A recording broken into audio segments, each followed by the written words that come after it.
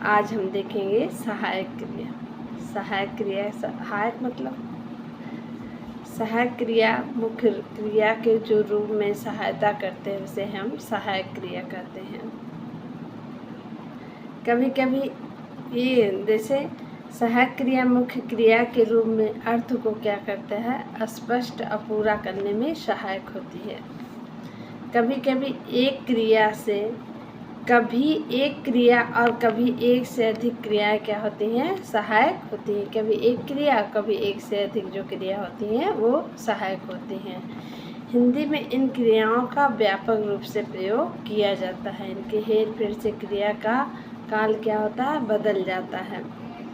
जैसे देखिए, वह खाता है, मैंने पढ़ा था, तुम जगे हुए थे, वे सुन रहे थे।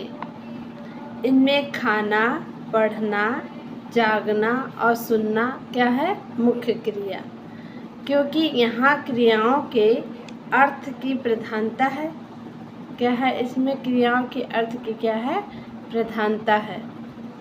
शेष क्रियाएं जैसे है, था, हुए थे, रहे थे, क्या है, ये क्या है, इनके सहायक क्रिया है। ये मुख्य के अर्थ को स्पष्ट पूरा करते हैं। अब देखेंगे नाम बोधक क्रिया। आप समझ गए होंगे सहायक क्रिया क्या क्या होता है। जैसे जो क्रिया के रूप के अर्थ को पूर्ण रूप से क्या करते हैं, सहायता करते हैं, स्पष्ट रूप से सहायक होते हैं, उन्हें हम सहायक क्रिया कहते हैं। जैसे मेरे पास खाता है, तो है क्या है, उसकी क्रिया की सहायता कर रहा है, तो यहाँ सहायक क्रिया बनी। नाम बोधक क्रिया देख लें। संज्ञा अथवा विशेषण के साथ क्रिया जोड़ने से जो संयुक्त क्रिया बनती है।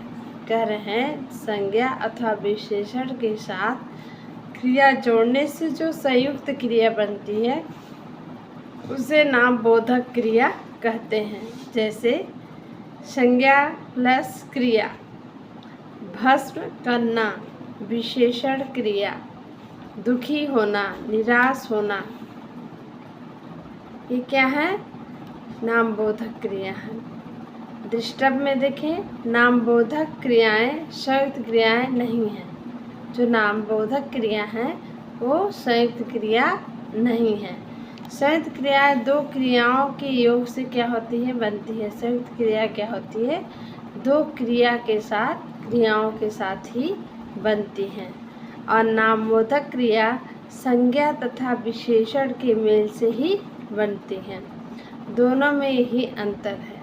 आपको समझ में आ गया होगा कि जो नामबोधक क्रिया हैं वो संज्ञा अथवा विशेषण के मेल से, दोनों के योग से ही बनती हैं।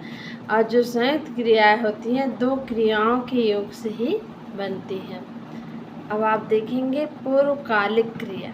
पूर्वकालिक क्रिया क्या होती है, जब कर्ता एक क्रिया समाप्त कर उसी क्षण, कह रहे हैं पूर्वकालिक क्रिया जब कर्ता एक क्रिया समाप्त कर उसी क्षण दूसरी क्रिया में प्रयुक्त होता है तो उसे हम क्या कहते हैं, पूर्वकालिक क्रिया कहते हैं। जैसे उसने नहाकर भोजन, क्या है, भोजन किया।